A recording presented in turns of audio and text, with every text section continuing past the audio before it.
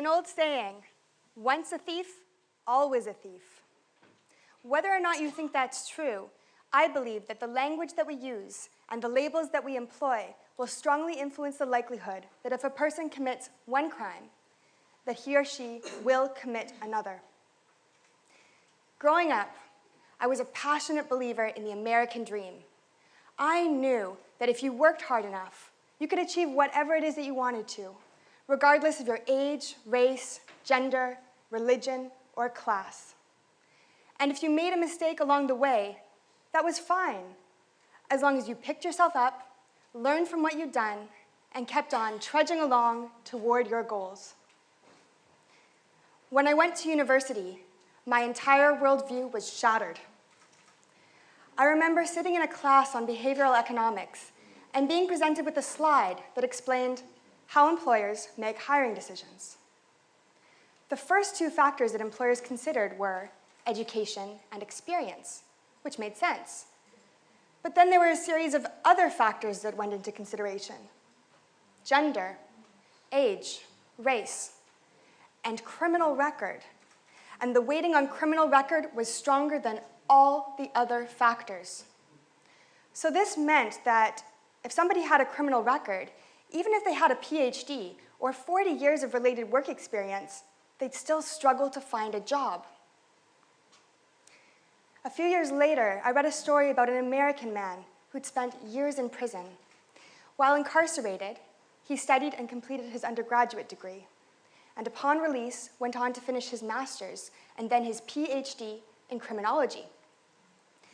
When he decided to apply as a criminology professor, he thought that faculties would be fighting each other to work with him.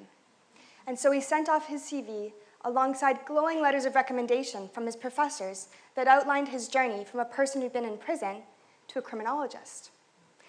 And he was rejected, again and again, by every single school. But he didn't give up.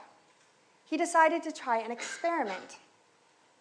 And so he sent off his CV again, but he removed all mention of his criminal record, and he asked his professors to do the same from their letters of recommendation. This time, he received callbacks, and ultimately, he got a job. Right before he started, the faculty ran a criminal background check. And when they discovered that he'd spent time in prison, there was deep division among the professors as to whether or not to allow a criminology professor in who'd spent time in prison to be teaching a class on how education and employment can help reduce reoffending. And he was not alone.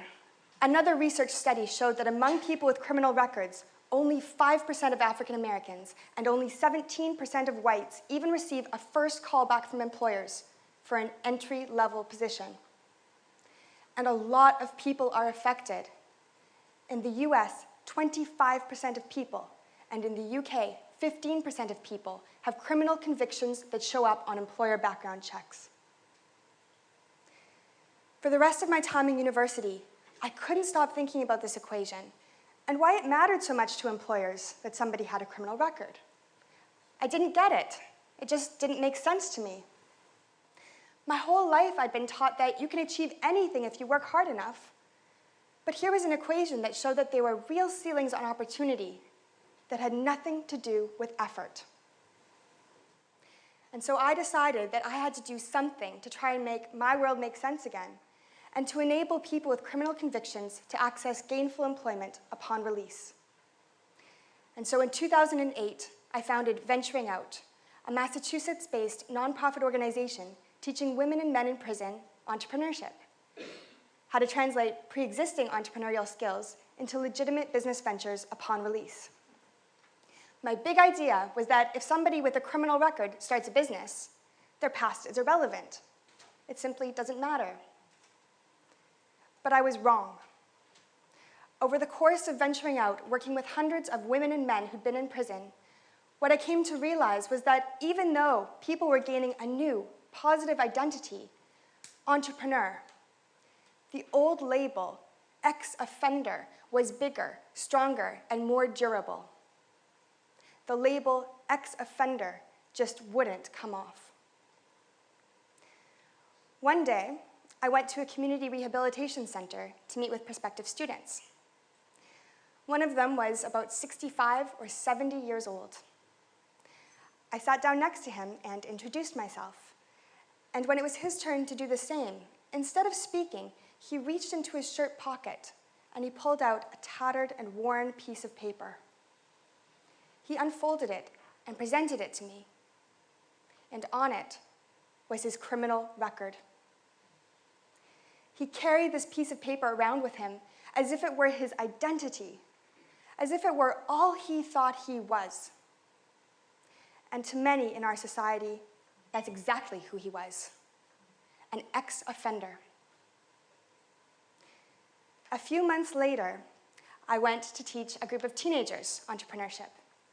And I have to admit that this was my favorite class, because in front of me, in this prison classroom, I didn't see prisoners. I saw future engineers who were so passionate about technology and said that math was their favorite class. I met talented artists who could draw, rap, and write poetry with incredible skill, although they'd never taken a single formal class in their lives.